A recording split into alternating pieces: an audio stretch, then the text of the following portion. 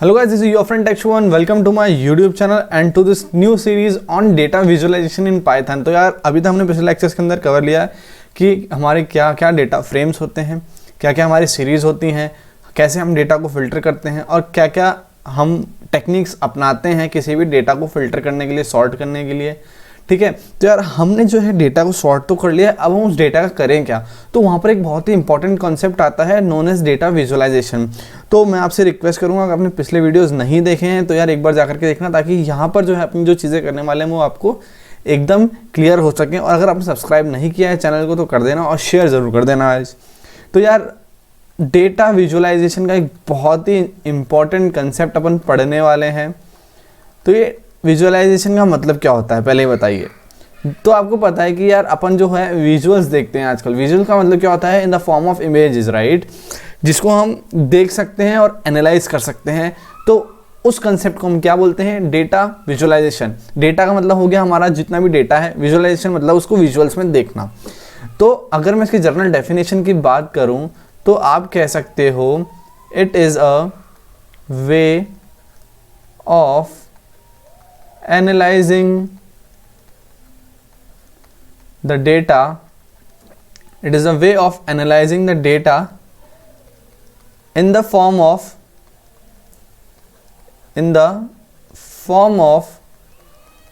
visual elements. अब visual elements क्या हुए भाई साहब, like charts, graphs, या फिर हम बोल सकते हैं मैप्स एक्सेट्रा। इसका मतलब ये हुआ कि हम डेटा को विजुअलाइज करते हैं, एनालाइज करते हैं। किसके फॉर्म में, डेटा को विजुअल एलिमेंट्स के फॉर्म में, जो कि आपके चार्ट्स हो सकते हैं, ग्राफ्स हो सकते हैं, मैप्स हो सकते हैं। आप यार बचपन से मैथ्स में पढ़ते हुए आ रहे हो कि भैया कुछ ऐसा होता है एक्स एक्सिस और वाई एक्सिस, राइट। उसमें हम क्या करते हैं, यहाँ पर कुछ जो है स्केल डालते हैं 10, 20, 30 सो ऑन सो फॉल।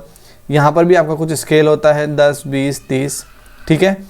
तो अगर मैं यहाँ पर मिनट्स की बात कर लूँ, यहाँ पे मैं स्केल देता हूँ मिनट्स और यहाँ पे देता हूँ किलोमीटर, और ये एक ग्राफ बना रहा हूँ मैं कि बंदे ने कितने मिनट में कितने किलोमीटर रन किए, राइट। तो यहाँ पर मैं अगर बार ग्राफ की बात करूँ तो हम यहाँ पर कुछ इस तरीके से जो है एक ग्राफ बना लेते हैं बार ग्राफ के फॉर्म में।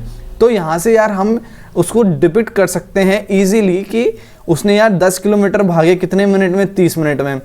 उसने भाई साहब 20 किलोमीटर भागे 20 मिनट में। तो जो है इस तरीके से जो है हम विजुअल एलिमेंट्स का यूज़ करके डेटा को एनालाइज करते हैं, एज सिंपल एज दैट। बात आ गई समझ में, हो गया डेटा विजुअलाइजेशन क्लियर एकदम कि क्या होता है, ठीक है। तो हम अगर आपसे क्वेश्चन पूछा जाता है कि हम डेटा विजुअलाइजेशन का यूज़ क्यों करते हैं, तो आप बोल सकते हो कि यार it is a way of analysing the data in the form of visual elements, ठीक है। तो अब बात आती है कि यार हम बात तो कर ली डेटा विजुअलाइजेशन की, लेकिन यार अब पाइथन में इसको कैसे करते हैं। तो यार ध्यान रखने वाली बात है कि पाइथन के अंदर आपकी एक बहुत ही इम्पॉर्टेंट लाइब्रेरी पाई जाती है जिसको हम कहते हैं मैटप्लॉटलिब, ठीक है।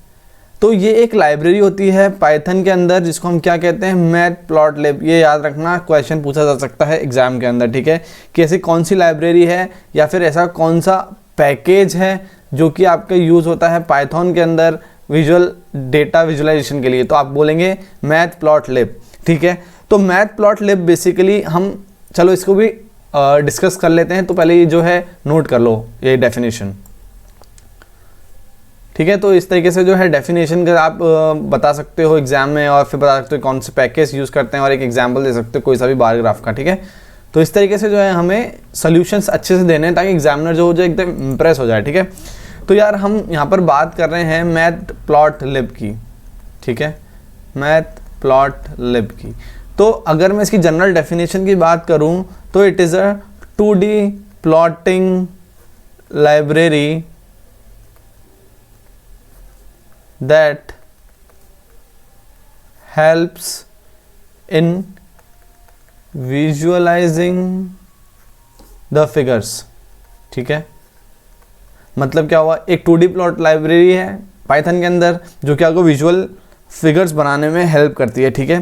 तो अब मैटप्लॉटलिब तो जो हो गया वो मेन पैकेज हो गया, राइट। तो उसके अंदर भी एक मॉड्यूल जो होता है वो पाया जाता है, उस मॉड्यूल को हम बोलते हैं पाई प्लॉट।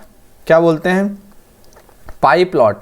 तो बात ध्यान रखनी है, डेटा विजुअलाइजेशन का हम यूज़ करते हैं किससे, मैटप्लॉटलिब नाम की एक लाइब्रेरी है उससे, जिसके अंदर एक मॉड्यूल पाया जाता है पाई प्लॉट, जिसका यूज़ करके जो है हम इन विजुअल फिगर्स को बनाते हैं, एज सिंपल एज दैट।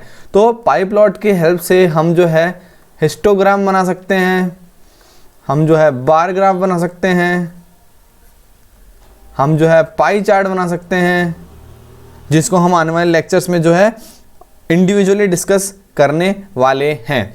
ठीक है, तो ये बात हो गई डेटा विजुअलाइजेशन की। फिर से रिपीट कर लो, data visualisation is the way of analysing the data in the form of visual elements which is done by a library known as matplotlib in Python.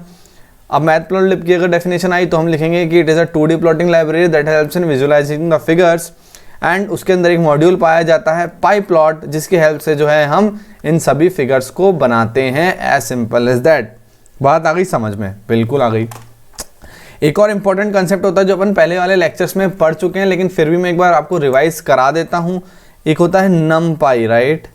नमपाई it is nothing but numerical Python.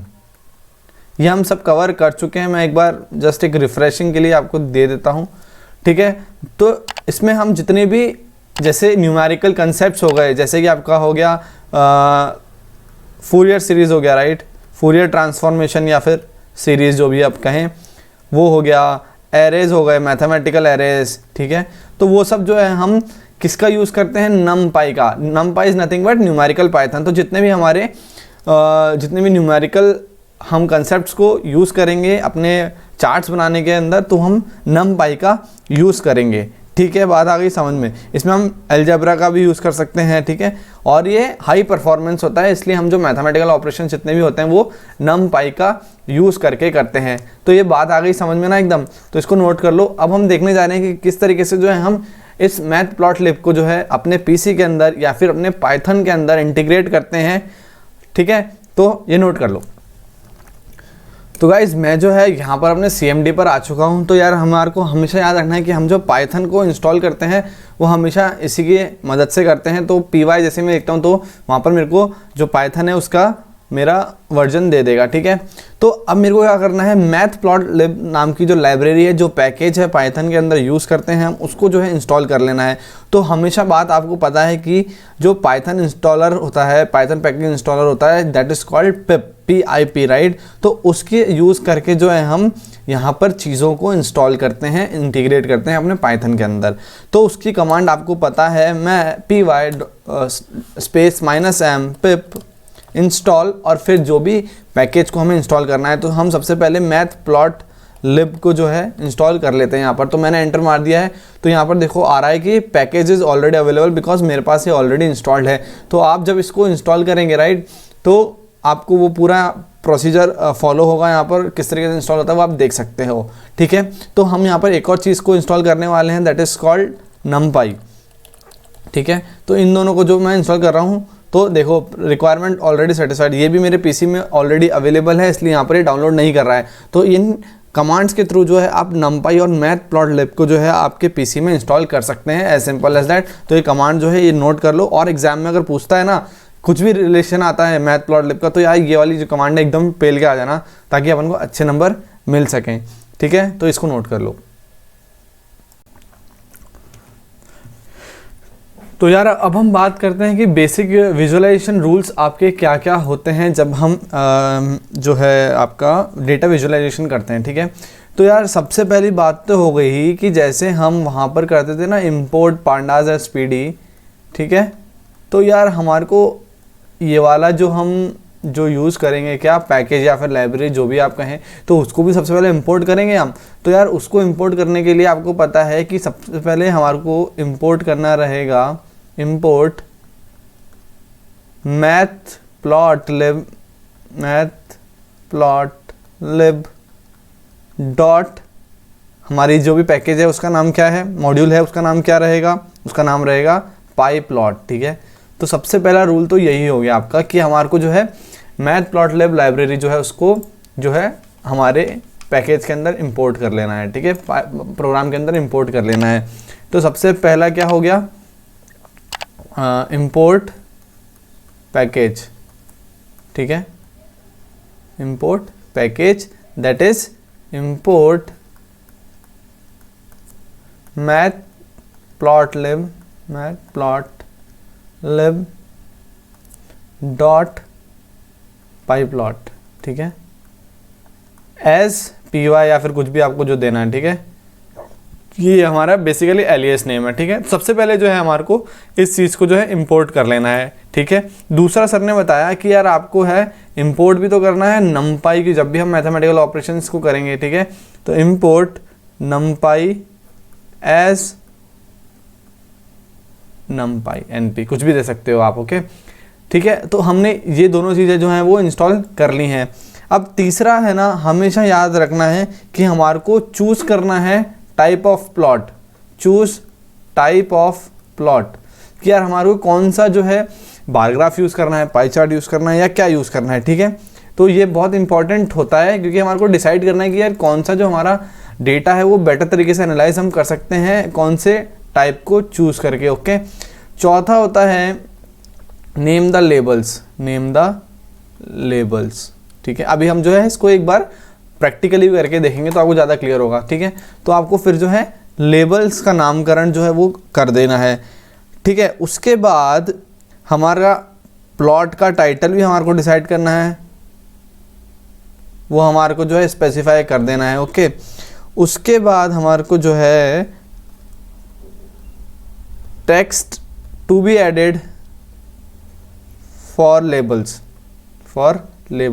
हमने जो यहाँ पर label दिए ना, इसका नामकरण भी हमारे को जो है वो करना है और वो हमारे को ये भी बताना है कि वो क्या चीज़ों को पॉइंट करते हैं। जैसा कि मैंने आपको बार ग्राफ के टाइम में बताया था कि यहाँ पर ये जो है वो किलोमीटर को बताता है, ये जो है वो मिनट को बताता है, ठीक है। तो ये चीज़ भी हमारे को जो है वो कर लेनी है। फिर हमारे को जो है चूज़ साइज एंड स्केल। अब मैंने आपको बताया था कि यार यहाँ पे 10-10 का जो है मैं स्केल ले रहा हूँ, यहाँ 10-10 का स्केल ले रहा हूँ, तो वो भी हमारे को जो है वो ढंग से चूज़ करना है कि यार अगर हमारा बहुत ही बड़ा जो है वो डेटा है तो उसको हमारे को किस स्केल में तोड़ना है, ठीक है। तो ये बहुत ही इंपॉर्टेंट हो जाते हैं, ये कुछ रूल्स हैं जो हमारे को फॉलो करने हैं आने वाले जो है हमारे लेक्चर्स के ऊपर, ठीक है। तो इसको नोट कर लो। तो यार हमने अभी तक बात कर ली क्या क्या रूल्स हमारे को फॉलो करने हैं जब भी हम कोई ग्राफ बनाएंगे, ठीक है। तो अब हम जो है बेसिक नोमेनक्लेचर की बात कर लेते हैं। नोमेनक्लेचर का बेसिकली मतलब होता है आपका नामकरण करना, ठीक है, नामकरण करना, ठीक है। किस तरीके से जो है हम नामकरण करते हैं किसी भी चीज़ का, तो हम यहाँ पर बात करने जा रहे हैं कि ग्राफ्स के ऊपर या फिर चार्ट के ऊपर, ठीक है। तो हम उसका नामकरण किस तरीके से करते हैं ये हम देख लेते हैं। तो यार सबसे पहली बात आती है कि जो मेन चीज़ होती है ना वो होती है टाइटल। तो ये जो चीज़ है ये क्या है आपका, ये है टाइटल, ठीक है। बात ध्यान रखनी है कि ये जो है ये आपका क्या है, टाइटल नंबर 1 पे, ठीक है। तो जो भी हमारा फिगर होगा उसको हम एक टाइटल देंगे जो हमारे पूरे फिगर को वो बताएगा कि वो क्या रिप्रेजेंट करता है, ठीक है। तो ये सबसे पहले चीज़ हो गई कि हम जो है टाइटल अपने चार्ट का दे देते हैं, ओके। ये पूरा जो है ना ये पूरा कहता है फिगर, ये कहलाता है क्या, फिगर, ओके। तो जो भी हमारे को दिखता है एक चार्ट के अंदर वो होता है एक फिगर, ओके। उसके बाद आता है आपका एक्सेस, ठीक है। तो तीसरा आता है एक्सेस। अब आपको ये पता है कि कोई भी चार्ट होता है वो कितने भी एक्सेस में हो सकता है, राइट। 2D हो सकता है, वो 3D हो सकता है। तो आपको ये पता होना चाहिए कि 2D में हमारे को 2 एक्सेस लगते हैं, ठीक है, और 3D में अपन को 3 एक्सेस लगते हैं, ओके। तो कितनी भी एक्सेस होती है ना उसको हम पूरा एक्सेस कहते हैं, ओके। तो एक हो गया एक्सेस। अब फोर्थ आता है एक्सेस, ठीक है। तो इसके अंदर जो है हम जैसा कि मैंने आपको बताया कि यहाँ पर 2 एक्सेस होते हैं, यहाँ पर 3 एक्सेस होते हैं। तो यही जो होता है आपका एक्सेस होता है जिसके बेसिस पे हम अपना जो चार्ट है वो बनाते हैं। तो आप यहाँ देख सकते हो कि यहाँ पर कितने एक्सेस हैं। एक एक्सेस तो ये हो गया और एक एक्सेस ये हो गया, ठीक है। तो इस एक्सेस पे हम जो है कुछ चीज़ को रिप्रेजेंट कर रहे हैं और इस एक्सेस पे हम जो है कुछ चीज़ को रिप्रेजेंट करते हैं। तो ये होते हैं आपके क्या, एक्सेस, यानी कि नंबर लाइन भी आप इसको कह सकते हो, नंबर लाइन। 4 चीज़ें हो गई। अब बात आती है आर्टिस्ट की, ठीक है, आर्टिस्ट की। तो आपको जो जो छोटी छोटी चीज़ें हैं ना वो हर चीज़ का है एक आर्टिस्ट है। यानी कि आप यहाँ पर ही कुछ चीज़ देख रहे हो, टेक्स्ट, ये आर्टिस्ट है। यहाँ पर आप कुछ जो है वैल्यूज़ देख रहे हो, ये एक आर्टिस्ट है, ये एक आर्टिस्ट है। ये टाइटल जो है वो एक आर्टिस्ट है। तो इन सब मिला करके जो है हमारा एक फिगर बनाता है, और जो छोटी छोटी चीज़ें होती हैं उसको हम क्या कहते हैं, आर्टिस्ट। ठीक है, बात आ गई समझ में। अब उसके बाद आती है हमारी लेबल्स। तो आपके जितनी भी एक्सिस होंगी उसके हिसाब से हम लेबल्स देंगे, यानी कि आपकी यहाँ पर क्या है, एक्स एक्सिस है ये, और ये है आपकी वाई एक्सिस। ठीक है, तो हर एक्सिस का एक लेबल होगा। तो इस एक्सिस का लेबल क्या है, food items. Okay, food items. इस वाई एक्सिस का क्या लेवल है, क्वांटिटी सोल्ड। ठीक है, तो ये होते हैं हमारे टेक्स्ट ऑफ एक्सिस, यानी कि वो किस चीज़ को रिप्रेजेंट कर रहे हैं, एक्सिस को, उसको हमको लेबल्स कहते हैं। तो आर्टिस्ट जो होते हैं ना, वो बेसिकली आपकी ये वाली चीज़ें हो गई मेनली, तो जो भी आपके एक्सिस से बाउंड है, ये छोटी छोटी चीज़ें जो हो गई वो आर्टिस्ट हो गई, ये भी एक आर्टिस्ट हो गया। ठीक है, तो लेबल और आर्टिस्ट में ये फ़र्क हो जाता है। अब एक लास्ट चीज़ और आ जाती है, लेजेंड करके। ठीक है, तो इस वाले चार्ट में जो है आपके ये जो है वो देने रखा है कि किस चीज़ को, स्केल जो होता है वो हम यहाँ पर ऊपर डिफाइन कर देते हैं। ठीक है, तो यहाँ पर आप डिफाइन कर सकते हो कि एक्स एक्सिस जो है वो आपके किस चीज़ को पॉइंट कर रहा है, फूड आइटम को। ओके, वाई एक्सिस क्या आपको रिप्रेजेंट कर रहा है, क्वांटिटी सोल्ड। ओके, और इसको जो है आप एक डब्बे में बंद कर देते हो और यहाँ पर इसको जो है रिप्रेजेंट कर देते हो। तो इस चीज़ को हम क्या कहते हैं, लेजेंड। बेसिकली ये कुछ भी नहीं है, जो आपने एक्सिस पे जो क्वांटिटी ली है ना, उसको हम जब बताते हैं कि क्या हम जो है यूज़ कर रहे हैं, तो उसको क्या कहते हैं, लेजेंड।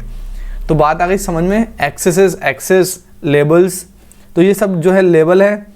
ओके, और ये हो गया आपका लेजेंड, ये हो गया आपका पूरा फिगर, ये हो गई आपकी एक्स एक्सिस, ये हो गई आपकी वाई एक्सिस। बात आ गई समझ में। आप इसको किस तरीके से देखते हैं कि भैया बेवरेजेस की जो है कितनी क्वांटिटी सोल्ड करी गई, ये वाला जो स्केल है वो। बिरयानी की कितनी करी गई, तो बिरयानी की कुछ करी गई 0 के और 0.5 के बहुत ही कम। ठीक है, राइस बाउल की कितनी क्वांटिटी सोल्ड करी गई, तो आप यहाँ देख सकते हैं 2 पॉइंट कुछ। ठीक है, तो इस तरीके से जो है हम अपने चार्ट का नामकरण करते हैं। तो आने वाले लेक्चर के अंदर अपन जो है एक एक चीज़ को हम डेटा लेकर के रिप्रेजेंट करने की कोशिश करेंगे। तो पूरा प्रैक्टिकल होने वाला है अगला सेशन। तो गाइज़, अगर आपने वीडियो अच्छा लगा हो तो यार लाइक कर देना, सब्सक्राइब कर देना, शेयर कर देना। तो गाइज़ मिलते हैं नेक्स्ट लेक्चर में, तब तक के लिए बाय बाय, टेक केयर।